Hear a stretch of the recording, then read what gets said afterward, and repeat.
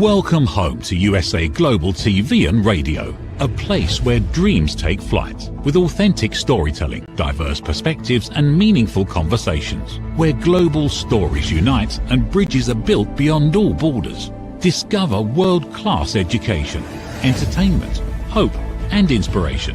Together, we're building bridges worldwide. Subscribe to our channel, USA Global TV. Download our app, USA Global TV. Be our guest or join our team. Visit usaglobaltv.com.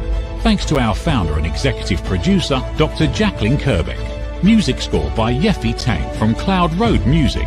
Voiceover artist Mike Porter. Creative direction by Paul Garcia. USA Global TV and Radio, your home for global connection. All rights reserved. This video and its contents are the exclusive property of USA Global TV and Radio. Unauthorized use, duplication or redistribution in any form is strictly prohibited. Good morning, good afternoon, and good evening. Welcome home to USA Global TV and Radio, where we proudly provide world-class education, entertainment, hope, and inspiration. I'm Dr. Jacalyn Kerbeck, and our show today is The Wise Ones. And if you're wondering where is Red, that is the question of the day. Red is on holiday, so I am filling in for him. If you're not familiar with me, I'm actually the president and creator of USA Global TV and Radio, where we proudly host over 60 different television shows in 3 different languages. So thank you for joining us today. Today's episode on The Wise Ones, we are excited to welcome back a repeat guest who is here on the corner bookstore. His name is Trevor Harrison, and he is not only an author and a world traveler, but he is a professor of political sociology. What is it? I don't know. We're going to find out. Let's welcome Trevor to the program. Hello, hello. Hello. Good morning, Jacalyn. Hi, it's good to see you. Thanks for coming back. We love when people come back to see us. And thank you also to Mickey Mickelson of Creative Edge, because he is a dear partner and friend. And thank you for having the courage to come back and be with me today. I appreciate it. It didn't take a lot of courage. I thoroughly enjoyed the conversation with Red last time. So, to come back again is just makes my day for sure. Well, thank you so much for that. So as I opened up the show today, talking about you being a professor, can you tell us exactly where your expertise level is? Because sometimes people think of sociology, they think of politics, but when you put them together, what is it that you get? Yeah, I guess I'm a fairly eclectic scholar. I actually, here in Canada, belong to the Political Science Association, the Sociology Association. I actually belong to the American Sociology Association for some time as well. My work is pretty interdisciplinary, and students got quite used to the fact that I was going to throw in politics, economics, history, and a number of other things. And the reason for that is basically, as a sociologist, I don't like to hive off certain parts of thinking about things, and so I try to put all the parts back together again. So in even talking about, say, cultural things or literature or art, I think is important to understanding society as a whole. So that's kind of been always my approach, a very interdisciplinary kind of thing. Fantastic. Well, you're a perfect fit for our show, The Wise Ones. Can you tell us, before you retired from being a professor, which obviously you'll always be a professor, but before that you were doing this on an everyday basis, how have you seen academia change over the course of your career? Yeah, there's the obvious kind of just structural things at universities and colleges where the sheer number of people coming sometimes outweighs the number of people who are teaching there. And that's unfortunate. I can remember a time where classes could be 30, 35 students. And of course, as you went up into higher levels, you'd have really good ratios of 5 or 6 or 7 to the whoever was teaching. So that's one big thing, and that's just simple kind of economics. The other big thing, of course, right now recently is the introduction of AI technologies, and I've been following that quite a bit and actually talking with colleagues, and I know a number of people are really quite concerned, is how can AI be used in a kind of positive way to enhance learning and knowledge, and on the other hand, what are sort of the detriments of that? So that's a real issue, I think, and we are just entering into that conversation right now. Agreed. I know for myself, I'm a lifelong learner like you, and I'm currently in the Wharton School of Business program for Chief Strategy Officer, and there's a big section coming up about AI. So I'm really looking forward to that. So I think the more we know, the more we can actually confront our fears and see what's valid. Of course, everything keeps changing, right? So, but Yeah.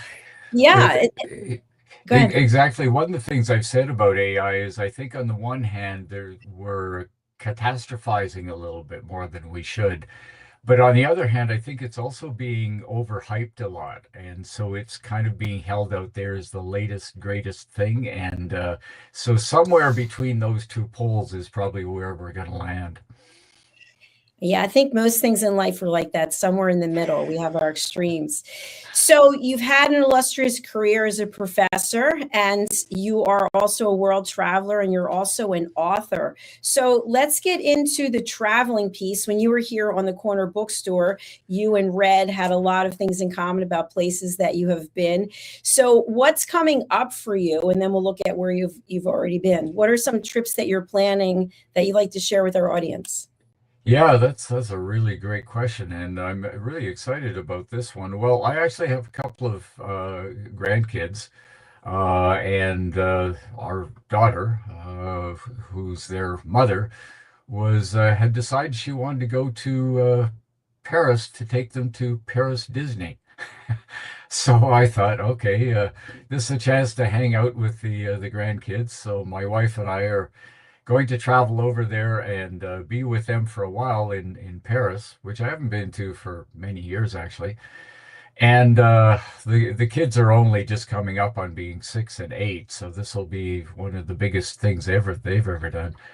But after we finish with the Paris portion of it, we're planning actually a trip to Vienna, meet some friends, and then on to Budapest. And so that portion of through June is going to be really exciting, going to a couple of, well, three fairly major cities. So that's going to be exciting.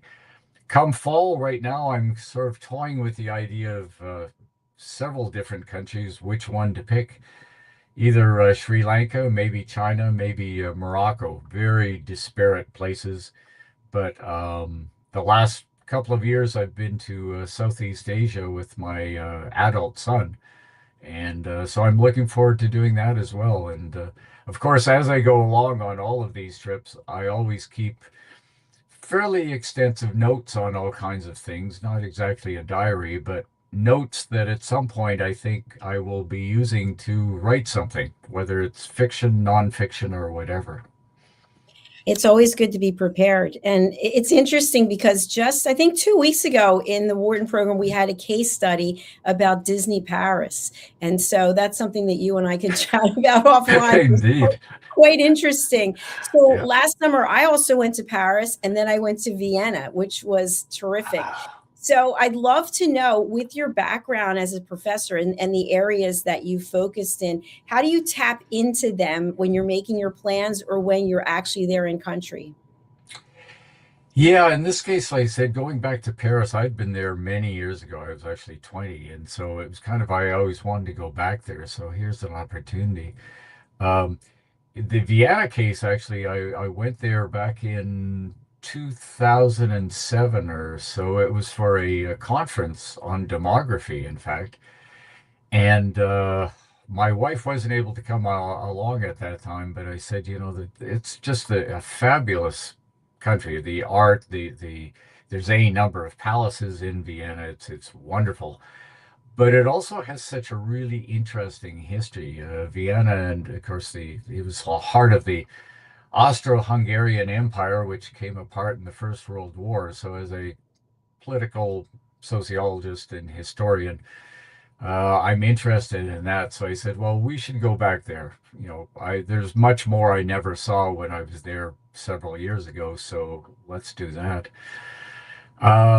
So many places to see, and every place has its own story, and sometimes you don't even need to go to the museums, the palaces, things like that. Just walking around the streets, seeing people, taking in the ambience of a place, I think is a really educational thing and quite stimulating. I think for anyone who has a creative bent, travel is just a wonderful thing, as I said to Red. I agree with you. And I think you and I see the value of going to different cultures and integrating ourselves and learning how people are living. And I know just here in the States, in the US, there are people who are afraid of traveling. And I guess that will always be the case. But I do know for the US that you can go to a government database and you can actually see which countries are safe to travel to Yep. and which are not. So you can go with a sense of security. But you had mentioned that you always have your writing tools with you so that in case you were inspired for a story. Has that happened in the past when you were somewhere and then you actually wrote something about it, whether it's a poem or a book? Yeah, I guess one of the more interesting ones was as a professor, of course, you get opportunities that I actually wish were open to everybody outside of academia too. But I had an exchange to Japan back in 2006, so it's coming up on 20 years. And at that time, it was again, when you're struck by something that is so different from what you know, those differences really jump out at you. So I very intensely began reading everything I could about Japan. I knew some of it, the history, but not everything. You never know everything. And just the culture of the place. So out of that 4 months in Japan, I came back ambitiously and wrote a book that was kind of a blend of different things. It was a bit of political history, and but also I incorporated a number of op-eds I wrote at that time that were published in a newspaper back here in Canada. And I also wrote some haiku poems, which I had never done in my life. So the book came out as this kind of eclectic history, cultural, literary piece. And it was a great deal of fun to write. And that's one book, though, that came directly out of the experience of traveling to a place that was so very different. That's really fascinating. Thank you for sharing that. And what I'm wondering also is for people who are not aware of what haiku is, could you just explain that briefly? Yeah, it's actually a 5-line type of poem, and it's actually the meter of it is very structured, and so there's certain syllables for each of the sentences, and so you kind of stick to that. And the thing about haiku is it forces you to concentrate on a singular idea or a singular object in the same way that, for example, if you're a photographer and you're taking a shot you really want, what you want is the viewer to focus on a particular thing in that photo. That's why you're doing it. It's to force people to actually pay attention to something. And so in some sense a haiku poem does the same thing. It could be a visual object, but quite often it's just simply an idea or an emotion or a sense that comes about you, and so you focus on that for that moment. So it sounds like it's one way to get your thoughts across that's more concise and consolidated. You really have to think about it. Exactly, it's a very concise way of writing a poem, and there's all styles of poetry, but this is a very concise and measured kind. Yeah. Speaking of the word measured, and by the way, there's no script, so Trevor has no idea what I'm going to ask, and I don't know what I'm going to ask. But speaking of measured, what's I love these kind of conversations. I used to. You don't know where they're going to go. I still give public talks. I have one coming up in the next little while here, and I always say to people, what I'm going to say, I know what I'm going to say. I don't find that all that interesting. What I find is actually the to and fro afterwards when people ask me questions, because that keeps my brain somewhat alive, because I have to answer something that is totally off the wall sometimes. So yeah. That's right. Much more fun than a script. Oh yeah. So when you were talking about managing, and I'm just wondering, what topics do you think that scholars are not talking or writing about that they should be?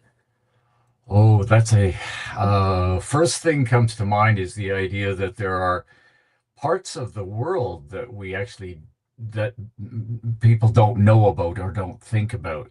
So obviously there are dominant countries in the world in the politically, economically, whatever.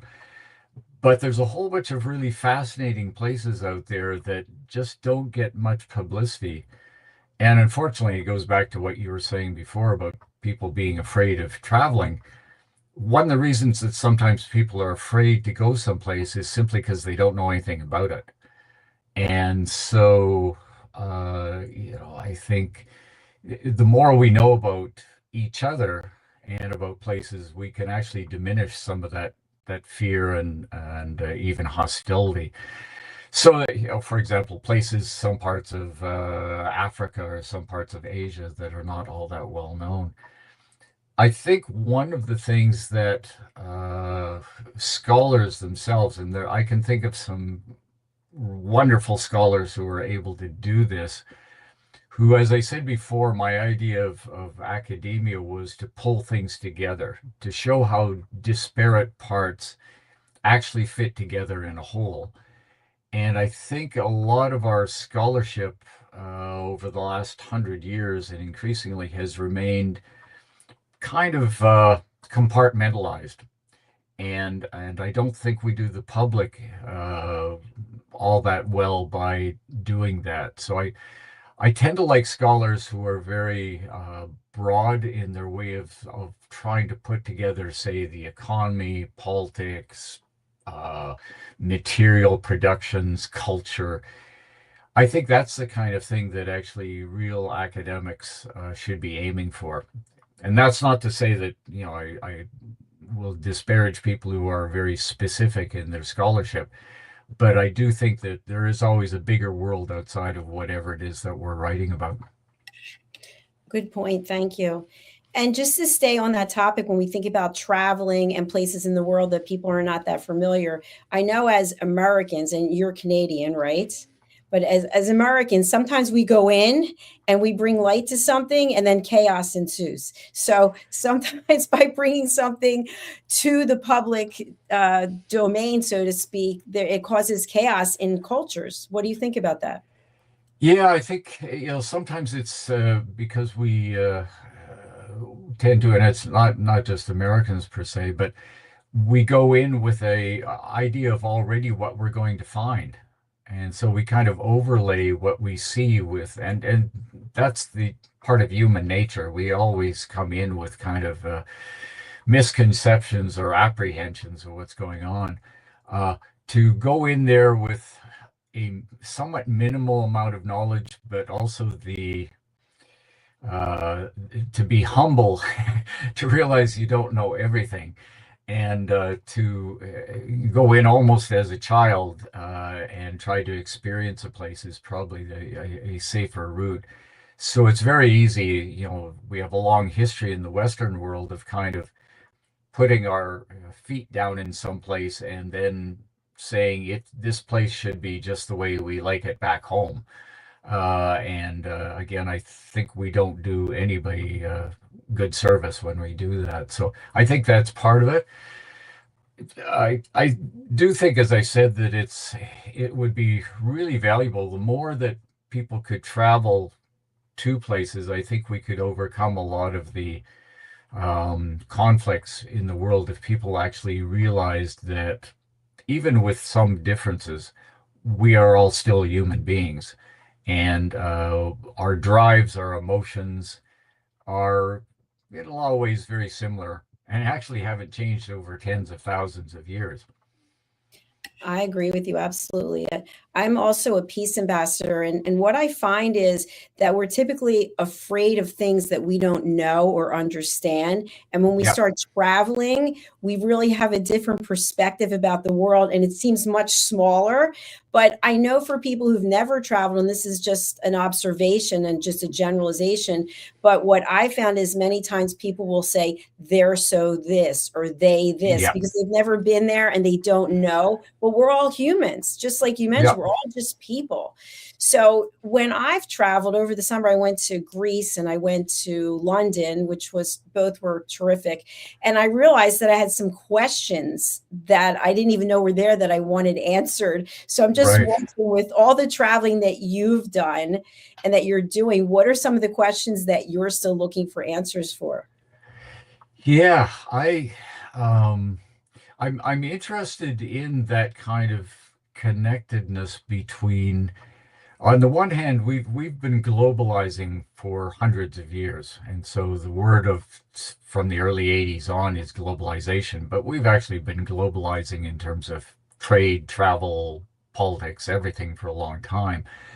But I'm really interested in ways that local cultures or societies are able to navigate that without being swamped, right? It's very easy for smaller countries and societies to get kind of swamped by, say, large corporations. I'm really interested in how communities are able to maintain a sense of community in the face of this and navigate their way through so they don't lose the best parts of themselves.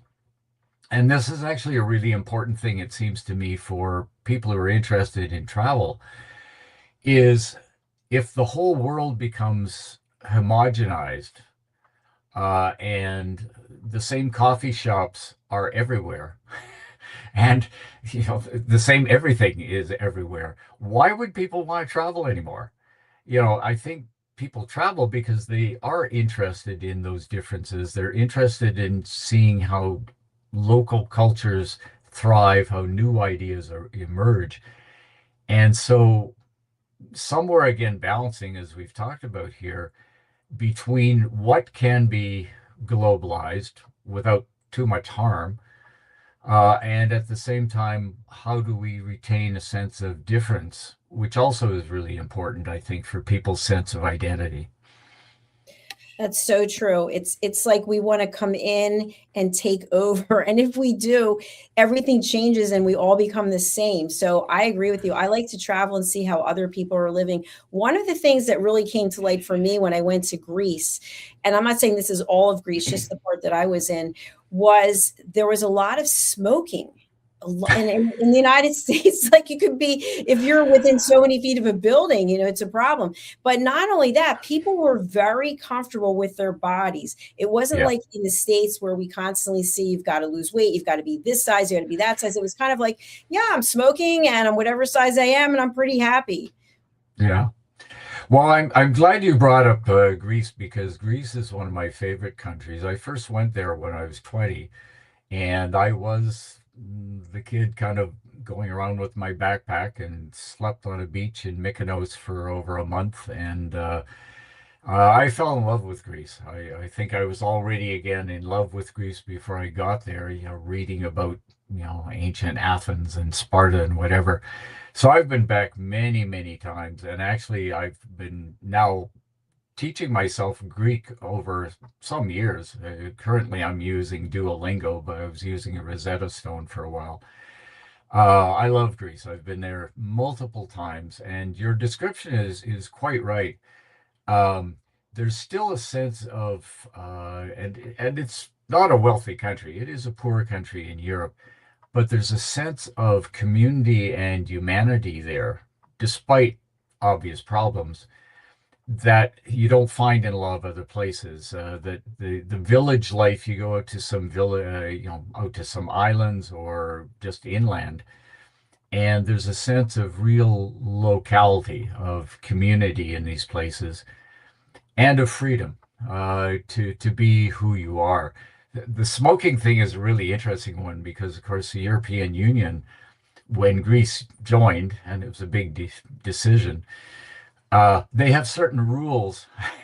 One of them is around health issues and smoking. Well, trying to convince the Greeks to give up their cigarettes is not an easy thing. So it is changing in some parts, but you're absolutely right. You'll see a lot of smoking there that you wouldn't see in North America.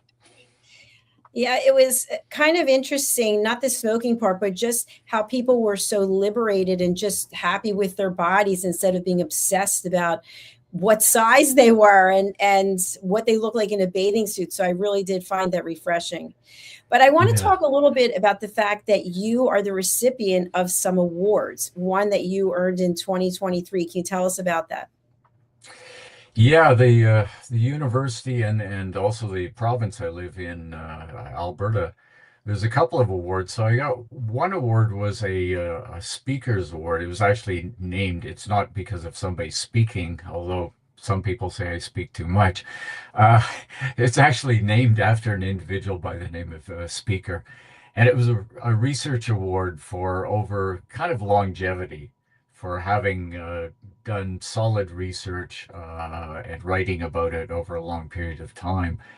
I then also received a provincial award the next year for, again, within the university and college system in the province, producing a lot of things over a long period of time that were important. And one of the parts of that, though, besides the research, was that it was given out for someone who acts as a public intellectual, someone who doesn't just sit in their office and write things that people don't read, but who has a role of communicating, bringing whatever knowledge you have to the public. And so I have a long record actually of doing that, giving public talks and being available to media. I regularly still get interviewed by radio, television, newspapers about whatever kind of thing they think I have a certain amount of expertise in. So those were two very nice awards to be given towards the end of my career. Thank you for sharing that, Professor. We're going to go on to your written work, but before we do, I have to ask you, since you said you've been on a number of other platforms, what haven't you been asked that you'd like to discuss? What haven't I been asked? My my writing actually, to go back to the writing and research, has actually been pretty eclectic, as I said before. Uh, the one book about Japan, I actually would love to write a book about Greece someday, partly about my own experiences, but about more broadly, sociologically about it. I've also written some really interesting. One of my one book that keeps coming up that people contact me about all the time is a book I wrote about uh, a musician and an instrument maker. He made guitars and Elizabethan lutes. And he was a fairly obscure person living here in Alberta, but I happen to know him as a child because he used to come to our house. So I ended up writing this quasi-personal biography of this guy who's a very interesting but little known individual. That was a great deal of fun to actually do that. And as I said, I still get people writing me about it and saying, "Hey, I read your book on this guy. I knew him," and that's always kind of fun. That is definitely fun. And you do have a book that is coming out very soon. Let's talk a little bit about that. Yeah, it's the main title is Safarnameh, which is actually an Urdu or Farsi word for journey. And it has a subtitle in terms of a traveler's journey. There it is, Reflections on a Journey from Turkey to India in the Last Years of the Hippie Trail. This was a travel I did as a young man before I'd ever been to university. And at that time, I kept actually pretty good notes about it. And so the book is supposed to be coming out this spring through Athabasca University Press. And it's on the one hand kind of a personal memoir. I actually kept very good notes on that trip, but it also is kind of a socio-political historical discussion of the places I was going through. And it's been a lot of years in the making, but I'm really looking forward to actually seeing it in hand. The picture that you actually see there on the cover, this is not just some random hippie. This actually is a picture of me at that time. I knew that. I was going to say, I bet that's you. That that is me. Yes, I there was a Swedish woman named Maud who, and I actually the book is dedicated to several people I knew and traveled with at the time.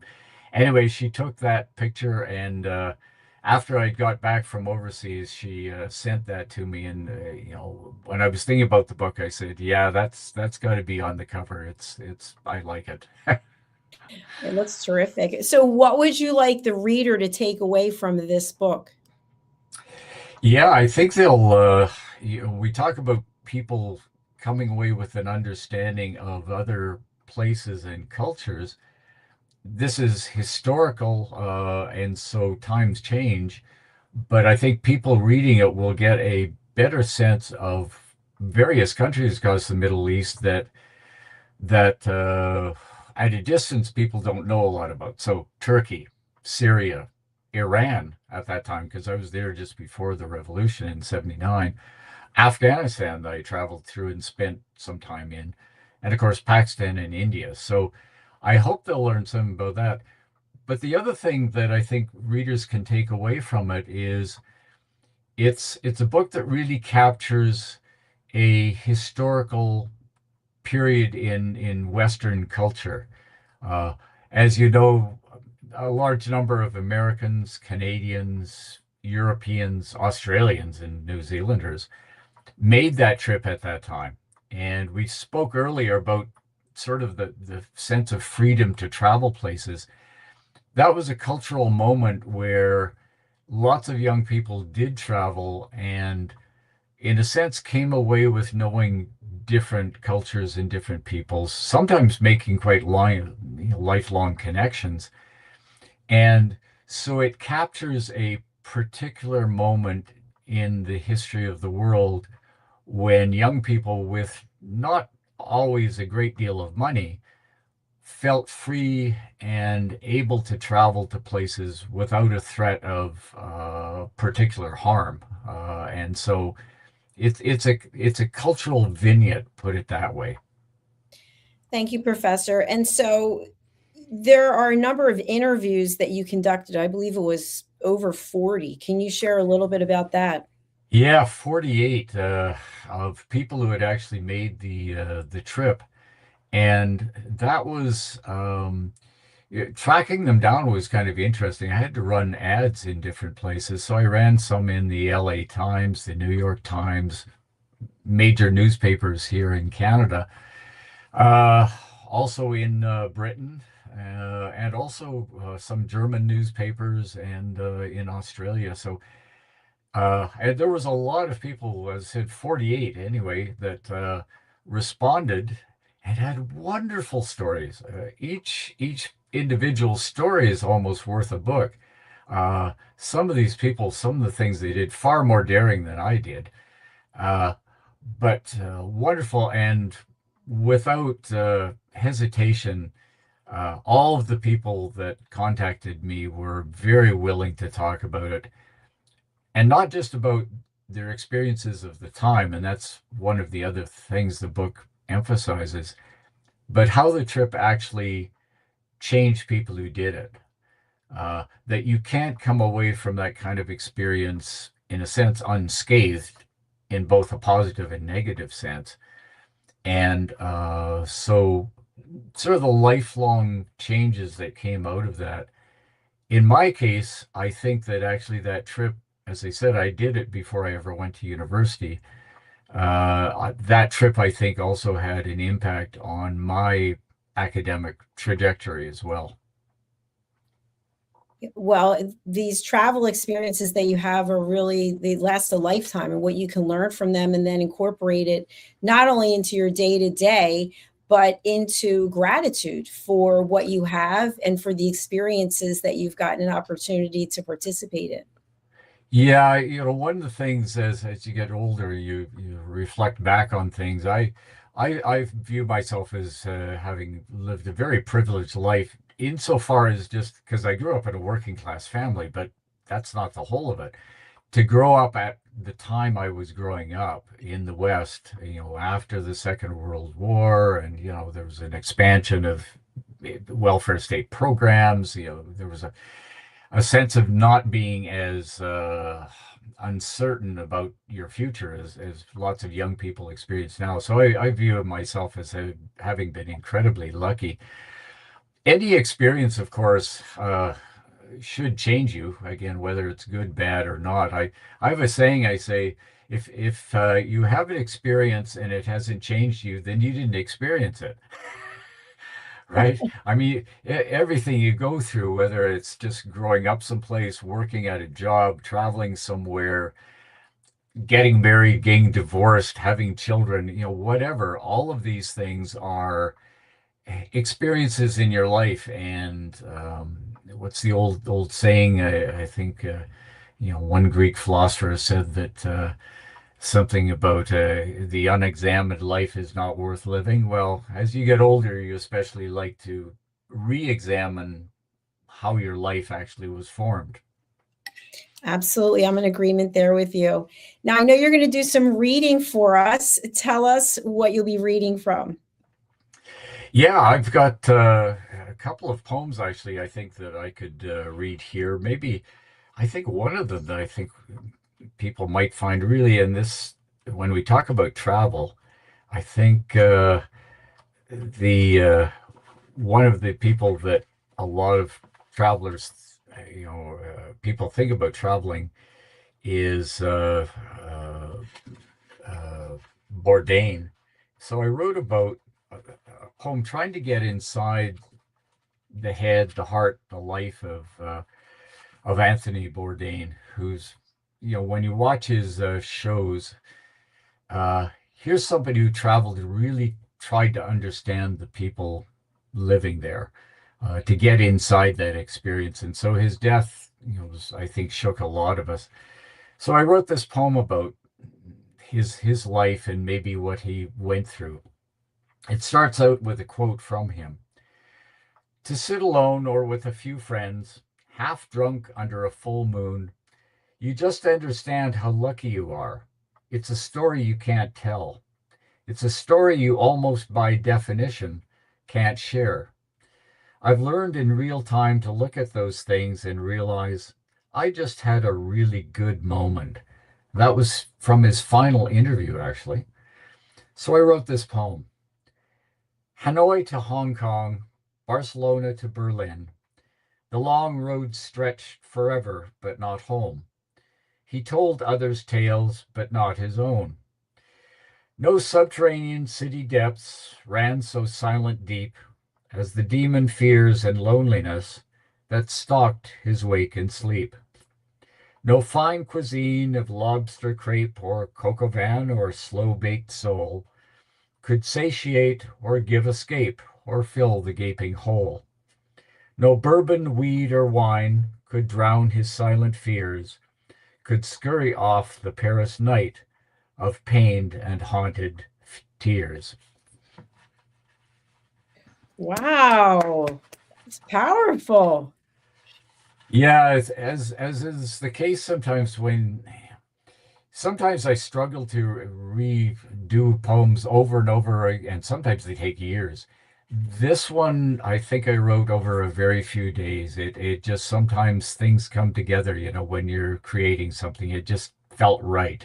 Yeah. Yeah. Congratulations. And thanks for Well, sharing that with us today. thank you. Do you have another you'd like to share with us? Well, maybe as I'll read one here on my leaving as a professor. And of course, one of the things you can see behind me here, this is my office at home. I still have more books that I know what to do with, and they you know, I'm in danger of being inundated by them. But I wrote one book, one poem called "A Farewell to Books," as I was trying to get rid of the books in my office and what to do with them. So this one is somewhat in just talking about this delightful dilemma. A farewell to books. To keep or not to keep, that is the question. Whether 'tis nobler to trundle these dog-eared tomes homeward, or to take up arms of books to abandon on yon hallway table there, to die a slow death, or, saving thus a caretaker's labor, lug them now to the bin, or, perchance, send to Big John's books, or, surely you jest, gift them to the library, that concentrated seat of study carols and coffee cups. I love it. I love it. Thank you so much. What comes to mind as you're reading that? Well, as said, you end up collecting endless numbers of books, and there's some books still I will not get rid of. And it's not because I'm going to go back and read them again, but they have a kind of emotional sense to them. I remember, say, I used that book in a course when I was a student, or I used it as while I was teaching. And so books become really very personal. They have carry a lot of weight, and so every time I get rid of them, I used to say there was two things I would not get rid of, and that was music and books. Well, sadly, because of lack of space, I've actually had to start getting rid of both. But they will pull them out of my cold dead hand when they go. Well, they've served their purpose. They've had a place in your life, and I'm sure they'll still live on. Yeah. Professor, thank you for being here today. If people want to reach out to you, what's the best way to do that, and how can people purchase your books? Yes, again, any of the books actually that I've published are very much available on Amazon. The two latest poetry books also can be purchased through Friesen Books as well as Amazon. But a quick search of my bio will show up all the books, and you can get them for sure through Amazon. If not, contact me directly, and people can contact me either directly at my email address. I'm quite fine with that, or they can contact me on Facebook, and always happy to respond to anybody who wants to send me a message. Okay, sorry about that. I was scrolling through your website. So it was through Amazon, through the books.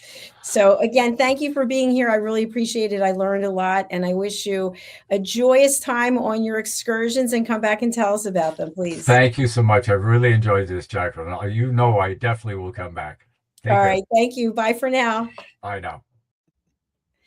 Well, that concludes our episode of The Wise Ones. Thank you so much for watching. If you're new to our network, we are streaming on many places, but I always ask people to please subscribe to our YouTube channels as opposed to watching on the other places, because we get real data and information about where people are watching from, how long they're watching.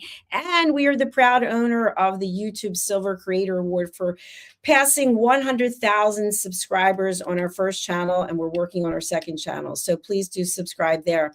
Okay, if you'd like to get in touch with me, my information is in the details. You can contact me on either of my websites, usaglobaltv.com or drjacalyn.com, or you can email me at drjacalyn@usaglobaltv.com.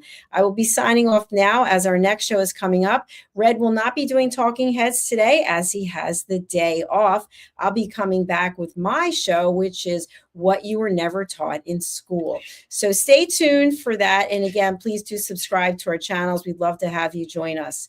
And we'll say goodbye now as we go over to our sponsors, including Tracy Cram-Perkins. USA Global TV and Radio proudly presents Tracy Cram-Perkins, a dementia caregiving survivor teaching how to balance care with peace of mind. #1 resource for dementia caregivers. It's the book Dementia Home Care: How to Prepare Before, During, and After. Over 17,000 copies sold of this must-have guide.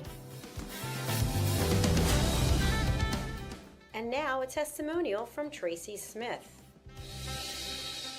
If I was to describe this book to someone who is going through a similar situation, I would underscore how important it is to have some sort of a tool or a guidebook to help you through certain stages. And there's so many, it's such an unknown topic to the average person. And to have this as a reference is essential. It's going to help you get through it personally, as well as help your loved one manage.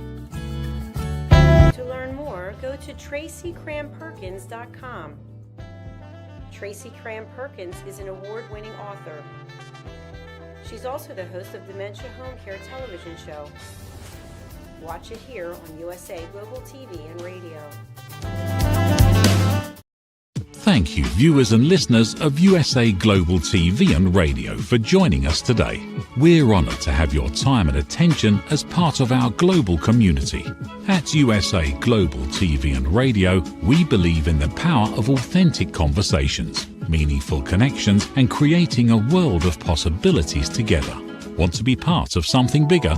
Join our team of elevated listeners at usaglobaltv.com, a space where your voice matters and your ability to listen transforms relationships.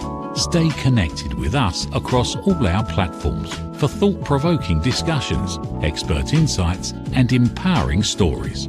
Subscribe to our channels at youtube.com/c/USA Global TV. Follow us on social media and explore the endless opportunities we're creating for growth, learning, and inspiration. Together, we're not just broadcasting, we're building bridges and changing lives one conversation at a time. For inquiries, contact us at info@usaglobaltv.com. Produced by Executive Producer and Director Dr. Jacalyn Kerbeck. Voiceover by Mike Porter. Creative direction by Paul Garcia. All rights reserved. Visit usaglobaltv.com to view our full terms and conditions.